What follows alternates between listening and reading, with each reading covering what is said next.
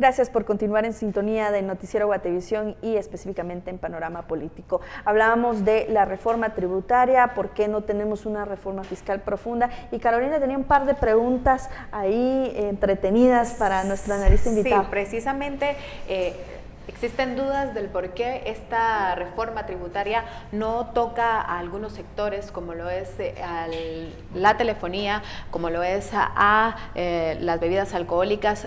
¿Por qué no resucitar este impuesto en el caso de la telefonía? ¿Y qué pasaría también con incorporar impuestos al tema de las bebidas alcohólicas e incluso el tabaco? Yo creo que la pregunta es muy válida. El ministro de Finanzas anunció que están haciendo esta propuesta porque, según ellos, la reforma tributaria de 2012 no rindió los resultados que se esperaban, que se habían planificado. Y es fácil ver por qué no rindió los resultados que se esperaban.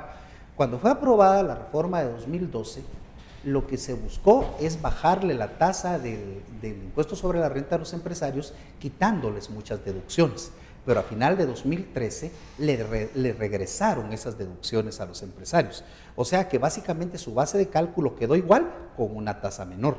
Pero además se les permitió a los señores de la construcción que únicamente pagaran los impuestos, IVA e impuestos sobre la renta, sobre el 70% del valor de sus ventas, lo cual no está con otro sector, lo cual es un privilegio en forma directa y que de alguna forma fue una legalización de una evasión que se estaba dando en ese sector. También en ese entonces nos recordamos que se aumentaron las exenciones fiscales, que se revirtió el aumento que se había dado al impuesto de vehículos, ¿se acuerdan del impuesto de circulación de vehículos que se había duplicado? Sí. O sea, básicamente lo que sucedió con la reforma anterior fue que el mismo gobierno le dio marcha atrás a las reformas. Un ejemplo claro fue que se aprobó la ley aduanera y unos meses después se aprobó una nueva ley aduanera que ya no tenía todas las sanciones y características de la ley aduanera anterior. Entonces, la reforma en sentido estricto lo que sucedió es que se le dio marcha atrás a mucho de lo que está. Ahora, el año pasado, si nosotros nos recordamos, se intentó poner un impuesto a la telefonía por 5 quetzales por cada línea telefónica y que rendía aproximadamente 1.300 millones de quetzales. Y sí, nosotros nos preguntamos también por qué no recuperar ese impuesto, que más o menos sería el 50% de lo que se espera con el impuesto a la distribución de combustibles. O sea, por ejemplo, perfectamente podemos omitir el aumento al diésel para cobrarle 5 quetzales más a aquellos que tienen la posibilidad de tener un teléfono. Reconocemos, ¿sí?, de que de todas maneras los 5 quetzales los va a terminar pagando el consumidor. Eso es indiscutible. Pero el impacto parece ser menor que sí le cobramos al diésel y tienen los precios. O sea que sí se puede calificar esto como una reforma tributaria light. Claro, por supuesto. Es una reforma tributaria de forma. ¿Sí? O lo queremos decir así más popularmente, es light. ¿Verdad? Ahora, el punto que platicábamos con respecto a los alcoholes, debemos reconocer que esos productos son, como decimos los economistas, fuertemente inelásticos. Es decir, las personas lo consumen no importa el precio que tenga. Pero digamos que el consumo de bebidas alcohólicas y de tabaco en este caso también representa un gasto al Estado por las personas que tienen que ir al servicio. Y precisamente a eso me iba a referir. Hoy las cervezas pagan el 6% de su valor de impuesto. Y yo no comprendo por qué no se les puede cobrar a los consumidores, porque hay que reconocer que quien paga eso son los consumidores, no las empresas, ¿verdad? Porque al consumidor de una cerveza no se le puede cobrar el 15%, por ejemplo. Hoy los que consumen bebidas alcohólicas pagan el 8,5%, y yo no entiendo por qué no se les puede cobrar el 15%, por ejemplo. Cuando ¿verdad? Es más barata que el agua. Y a eso sí se les puede dar un destino específico directamente al área de salud. Con tabacos no es factible, ¿verdad? Y es parte de un elemento que hay que analizar con el impuesto de petróleo, porque de acuerdo a la Corte de Constitucionalidad, en una de sus resoluciones del pasado, la sumatoria de los impuestos que paga un bien no pueden sobrepasar el 100% de su costo de producción. Por eso el impuesto de tabaco ya tiene una tasa de cerca del 79% de impuesto, porque ese es el máximo, ya está topado. O sea, ya no se puede, ¿ves? Ahora me gustaría saber cuál es la lectura que se hace cuando estos sectores se quedan fuera. O sea, pareciera que el enfoque de la reforma tributaria es ese votante, es esa persona que llevó a Jimmy Morales precisamente a la presidencia y no estos grupos que están como que siempre han sido intocables. O sea, ¿cuál es el mensaje, no sé si llamarle político y si pudiera responder eso, pero que el mensaje que envía la presidencia con esta reforma tributaria. Afortunadamente yo no soy político, ¿vale?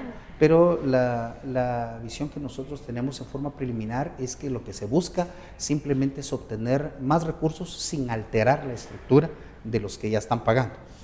O sea, simplemente lo que se busca es que los que ya estén pagando paguen un poco más, sin necesidad de que haya una ampliación de la base tributaria, que es una tarea que va a quedar pendiente todavía. Este aspecto me llama mucho la atención porque el ministro de Finanzas siempre fue enfático en decir, vamos a ampliar la base tributaria. Podemos decir que con esta propuesta que ellos están haciendo no se amplía la base tributaria. No, es que yo desconozco qué entiende el señor ministro por base tributaria, pero la base tributaria en términos conceptuales es la sumatoria de las personas que pagan impuestos. Que aportan. Entonces, el problema es que en el impuesto sobre la renta de los trabajadores en relación de dependencia, el 78% de los trabajadores tienen salarios por debajo de 4,000 quetzales, que es el mínimo, ¿sí? Eso quiere decir que aunque quisiéramos aumentar la base tributaria del impuesto sobre la renta, no es posible, ¿sí? Claro. ¿Por qué? Simplemente porque el mínimo vital saca al 78% de las personas. Otra cosa, por ejemplo, yo no puedo pensar que voy a aumentar la base tributaria del IVA si me doy cuenta que las compras en mercados cantonales están exentas del pago del IVA cuando son menores de 100 quetzales, de granos, carnes, todo eso, pero el 51% de las compras que hace el guatemalteco en promedio las hace en mercados, ¿sí? Entonces, ¿cómo aumento esa base tributaria? O sea, no es tan fácil. A lo que sí estamos completamente de acuerdo es que hay un sector informal grande, no de sobrevivencia, que deben crearse las condiciones para incorporarse. Y que eso, obviamente, ese problema con esto que están planteando no se resuelve. Ahora, ¿será que se está haciendo como mucha bulla respecto a algo para terminar en no aprobar algo significativo para el Estado guatemalteco? No lo creo. Yo personalmente quiero pensar que tanto el presidente como el ministro de Finanzas lo que esperan es que se los aprueben para que tengan más recursos para mejorar la disponibilidad de recursos el otro año para ejecutar el presupuesto. No creo que sea Quedan fuera unos interesantes, como por ejemplo el que plantea Iván Velázquez hace unos Ese es un meses. impuesto muy interesante. Debemos reconocer algo. Guatemala es el país que tiene el impuesto sobre la renta más bajo de la región. El Salvador tiene 35%, Honduras tiene 30%, Nicaragua tiene 30% y Costa Rica tiene 30%. O sea, Guatemala tiene el más bajo.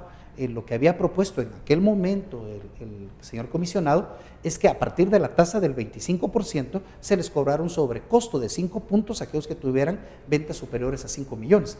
Pues con esto que estamos viendo ahorita es casi lo mismo que propuso el comisionado, solo que en lugar de ponerle 30 estamos poniéndole 29, ¿no? ¿Y bueno, que no va destinado a la justicia y seguridad? ¿O no se sabe que va directamente a eso? Es que no hay una definición específica, no se sabe a dónde va. Un tema por demás interesante, ha sido un programa bastante educativo para los guatemaltecos, insistimos, desde la Mesa del Panorama Político, lo hemos dicho en varias ocasiones, tenemos que pagar el Estado que queremos, eso sí, con las reglas claras y también los destinos específicos en que se va a invertir ese dinero. Así que muchísimas gracias por acompañarnos esta noche, recuerda, se queda en la compañía de Guatevisión y mañana nuestro noticiero dominical con Haroldo Sánchez. Buenas noches.